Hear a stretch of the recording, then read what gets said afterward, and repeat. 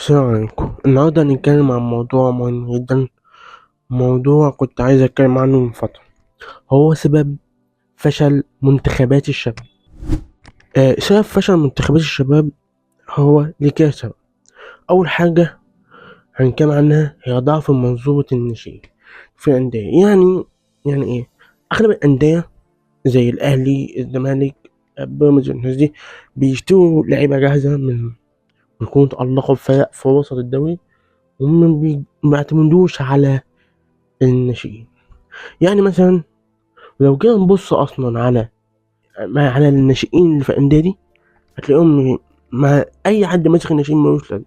يعني مثلا لو احنا عند الاهلي هتلاقي مثلا اللي ماسك الناشئين رئيس يمان ده ايه انجازاته؟ اللي هو يمسك منتخبات الشباب.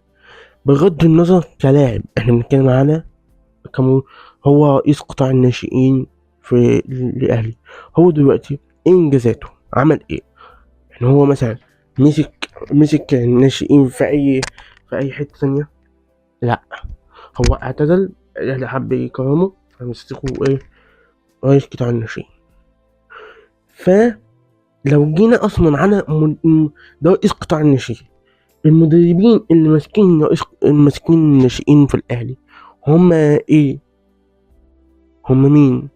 عملوا ايه؟ إيه انجازاتهم برضه؟ دومت ايه انجازاتهم؟ لو جينا بقى نشوف، يعني جينا نشوف اللاعبين اللي الاهلي خرجهم اخر السنين مثلا، هتلاقي معظمهم مين؟ هتلاقي مثلا هو محمود حسن تريزيجيه، شوف من قد ايه. رمضان صبحي برضه من قد ايه. يعني محمد هاني، ولو قلنا اللي هو تألق اصلا، يعني انا بالنسبه لي محمد هاني مستواه مش ذاتي. يعني هو السنه دي شويه حلو شويه وحش. ومصطفى شوبير برضه ما يعني هو مستواه حلو برضه، شويه حلو شويه وحش. بلاش الاهلي، ندخل على الزمان. مين رئيس قطاع الناشئين؟ بدر حامد. رئيس قطاع الناشئين عمل ايه؟ مساعد. وحازم امام وابراهيم صلاح. حازم امام عمل ايه؟ وابراهيم صلاح عمل ايه عشان يمسكوا فريق من اكبر الفرق في افريقيا وفي مصر؟ الزمالك. ولو جينا برضه نشوف اللعيبه اللي اخرهم، هتلاقيكم مصطفى احمد فتوح، حسام مجيد. شوف دمت من قد ايه. يعني حسام مجيد ماشي من دلوقتي، مصطفى محمد شوف من قد ايه، احمد فتوح شوف من قد ايه. السبب التاني ان مفيش مشروع يعني طويل المدى لفئة السنين المنتخب. يعني ما هو مفيش مشروع. يعني بص، كل منتخب بيتجمع مثلا 3 4 أيام قبل الماتش، قبل البطولة. المفروض دول رايحين بقى ياخدوا البطولة، رايحين يكسبوا البطولة كده يعني. وكمان أنا بالنسبة لي تعيينات المنتخب مش التعيينات اللي المفروض، دي تعيينات بالواسطة. يعني منتخب الشباب بيضربوا أسامة نبيه، ومنتخب 2007 بيضربوا الرياض. اللي هو أصلا أسامة نبيه طلع مع ابراهيم فايق في اخر حلقه، طلع يقول لك ما يجيش واحد شاحن بكارت تفكر يجي يتكلم معايا. يعني انا المفروض ابقى شاحن بقى حاجه كبيره عشان اعرف انتقد الاستاذ اسامه نبيل. ولو رحنا بقى للمنتخب الاول اصلا، يعني المنتخب الاول من 2019 ل 2025 ضرب المنتخب 6 مدربين.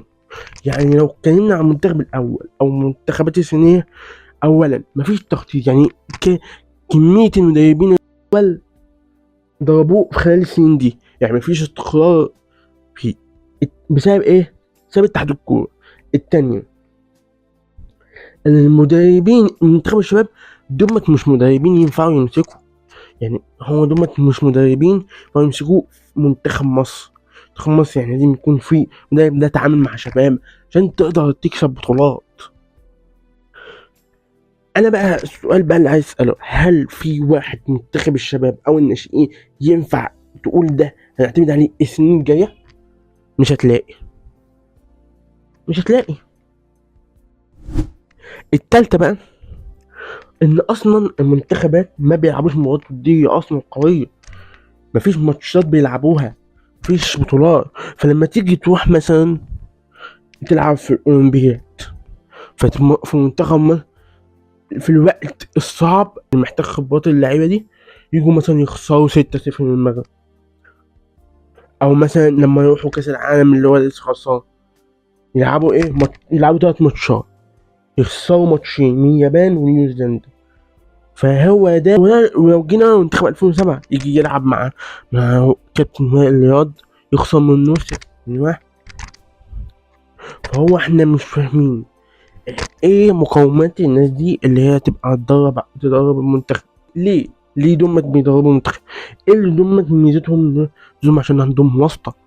الواسطة تخليهم هم يمسكوا منتخب، ناس ما عندهمش خبرة وعندهمش حاجة، مسكين منتخب ومسكين مش منتخب الأول، منتخب ناشئين. هم بيدربوا، هم بيدربوا العيال الصغيرة، فاللعيبة بتطلع ما عندهاش فكر.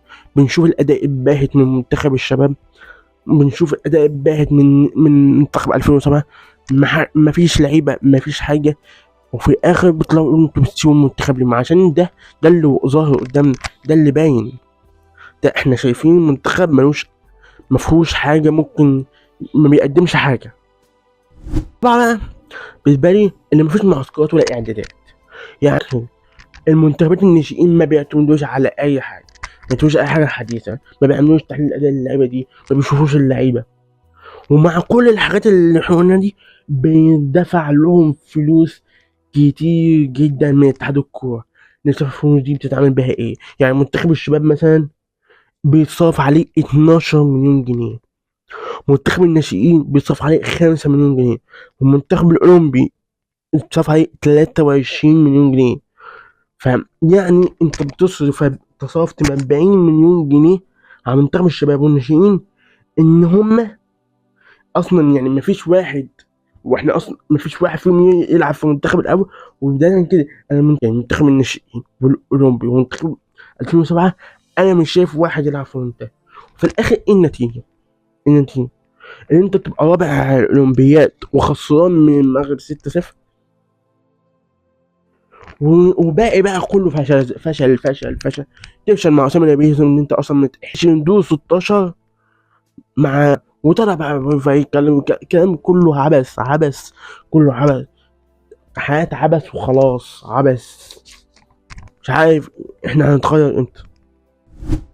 ولو نتكلم بقى عن اكتر مشكلة كبيرة اصلا، اللي هو اللعيبة نفسها لما بتبقى نجوم بيعملوا حاجات ما تعرفش.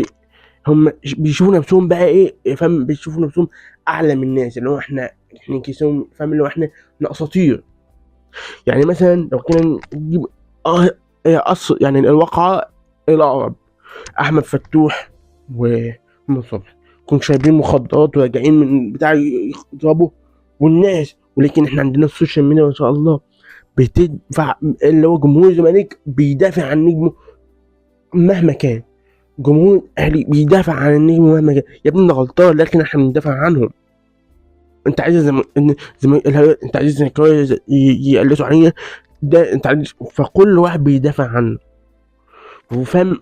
لو جينا نسيبنا من اهلي ورحنا للعيبه، عمرو ورده الاولى، يعني لو جينا من زمان، هو من زمان مع ربيع ياسين يقول له اعمل كذا كذا، اعمل ما اللي هو ايه، ما تسهرش يسهر. وده كلام مش كلامي، كلام ربيع ياسين نفسه.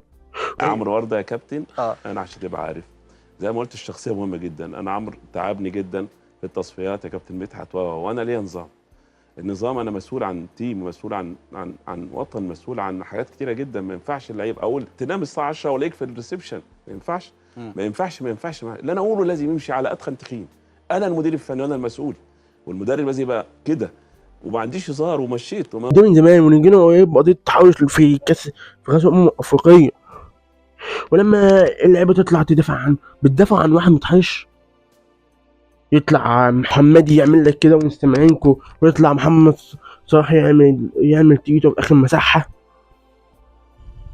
وحتى اللعيبه اللي كانوا في وحنته، لعيبه كتير عملوا مشاكل وعملوا حاجات، اتعاملوا مع العمال هناك باسلوب وحش، بيتعاملوا مع عمليات الفندق باسلوب وحش.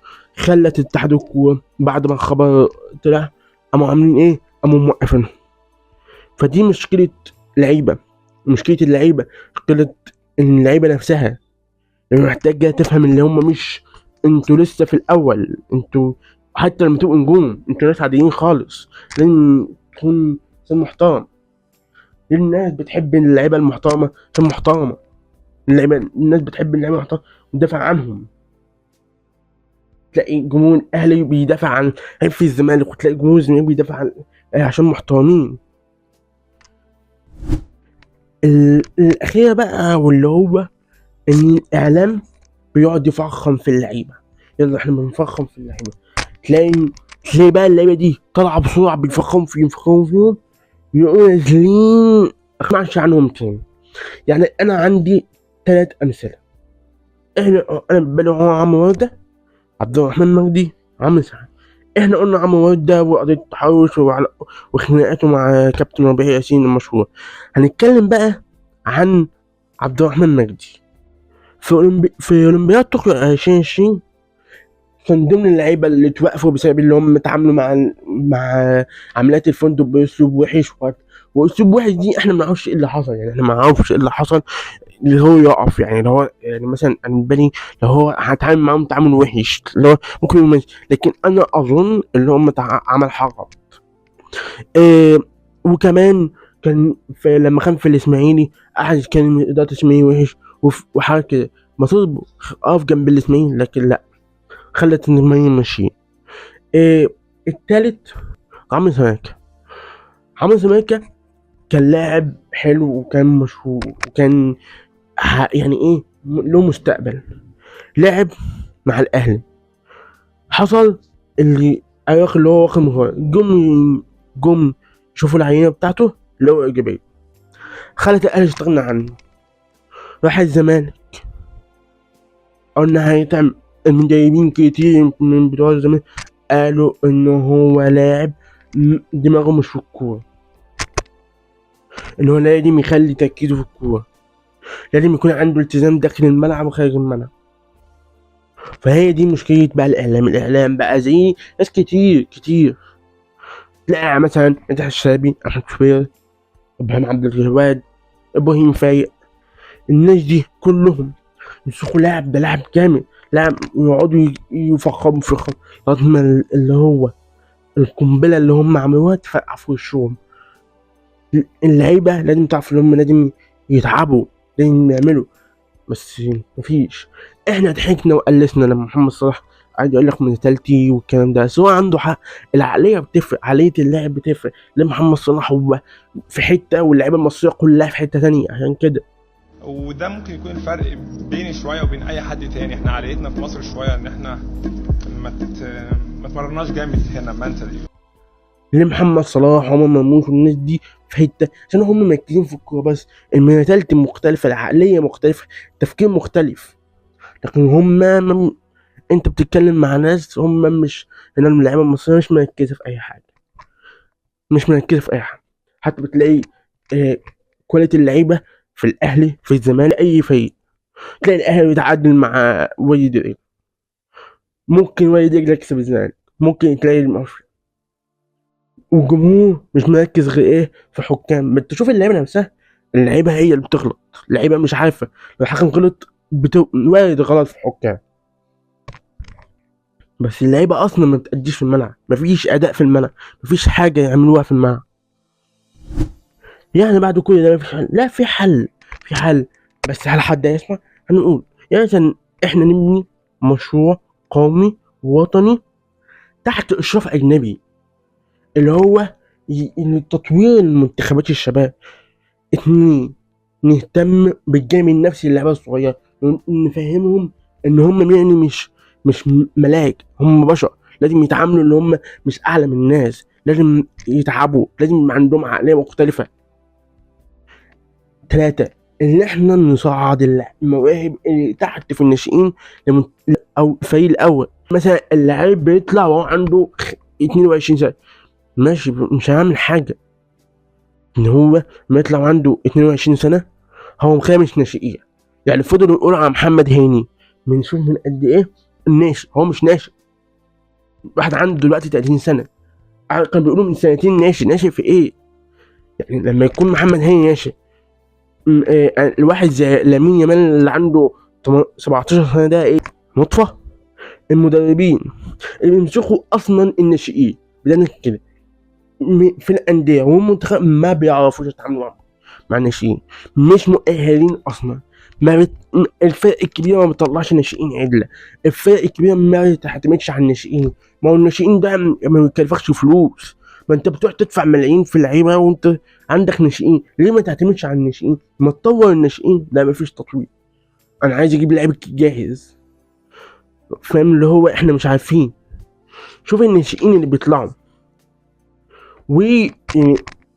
يعني لو خدنا تقريبا ناخد المغرب مثلا، المغرب اللي هي كسبة واخدة رابع كاس عالم في الأول، وفي المنتخب الأولمبي واخد الرابع ومعرفش إيه وإيه. يعني حتى منتخب الشباب في نفس البطولة مع منتخب المصري مع كابتن أسامة نبيل وصلوا النهائي وكسبان النهائي. كسب النهائي قدام الأرجنتين. المنتخب المغربي اللي كان في البطولة دي كسب فرنسا وكسب البرازيل وكسب اسبانيا وكسب المكسيك يعني، وكسب فرنسا. فاهم اللي هو ايه؟ احنا عندنا منتخب عربي كسب انديه. احنا فرحانين بايه؟ اللي كل المنتخب المصري ينزل التهنئه، النادي الاهلي نزل التهنئه. انت بتهنئ حد انت مش عارف ربع اللي هو عنه ده، انت طالع من مجموعات، لاعب 3 ماتشات في البطوله، خسران ماتشين وكسبان ماتش. فرحان قوي لما تقول لي كسبان منظم البطوله. يعني هو ايه؟ يعني ايه الانجاز في كده؟ يعني انا واحد اقول لك انا كسبت الفريق منظم البطوله، مش فاهم يعني. وبعد كل اللي احنا بنقوله في حد هيسمع؟ في حد اللي احنا بنشوف حاجات دي مصر تعملها؟ لا مفيش.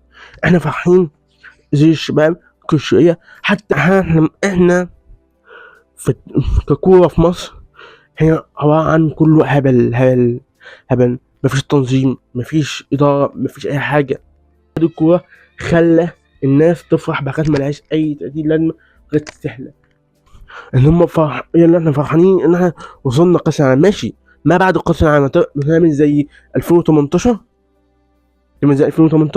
تلعب 3 ماتشات في المجموعة، تخسر 3 ماتشات وده تقييم. يعني احنا عندنا ايه؟ افريقيا هيبقى افريقيا مع حسام حسن. فاحنا في حاجه تحصل مثلا لو خسرنا في نسيبه كاس العالم، بعد كاس العالم يخسر، كل سنه هو نفس التكرار. هو كبس المشروع يعني، فاهم؟ لو في مدرب عمل مشروع وخسر نمشيه ليه يا عم؟ ما يخسر بتعلم. لما كان كروش موجود كان بنى فريق. لا احنا مشيناه، اصل هو ما تأهلش كاس العالم، اصل هو خسر متأهلش كاس العالم بضربات الجزاء، وخسر افريقيا كاس بضربات الجزاء. الراجل عامل المشروع، الراجل جاب لعيبه احنا ما كناش نسمع عنها، طلع مرموش، طلع عبد المنعم، طلع اسامه فيصل، خلاهم يبقوا موجودين. لا احنا مشينا، اصل هو خسر. بعد كوش نجيب مين؟ يلا بقى احنا عايزين نجيب مدرب وطني، يلا تعالى نجيب حسام. ايه ده؟ اصل هو مكشر طول الوقت، مش ما بحبش احنا المدربين اللي بيكشروا. احنا ناس عايزين ليه الناس تضحك، ما نجيب واحد امام اللي هو حسام بدري بيضحك، نمشينا حسام بدري، نجيب الله العظيم انا مش فاكر. يعني هو جابوا مدربين كتير يعني، من حسام بدري ليكوش ما عادش حسام حسن. وبقى ايه؟ واحنا عندنا بقى اللي بيمسكوا اتحاد الكوره ما بيحبوش يغيروا نفسهم. يعني مثلا ايه؟ من جمال علام لابو يدا جمال علام ابو يدا. يعني مثلا انا كنت فاكر هو ابو يدا اللي بتاع الكاسه بتاع مجدي حبغاني 2020 مشوه. فبقى ايه؟ مسكوه على جمال علام. فجمال علام بقى ايه؟ خلاص بقى مين اللي يجي؟ فجأة ابو يدا، يلا احنا نجيب ابو يدا. فهي خدعات قرار، ده بيسلم ده بيسلم ده، هو كده. في حاجه بتتغير؟ لا.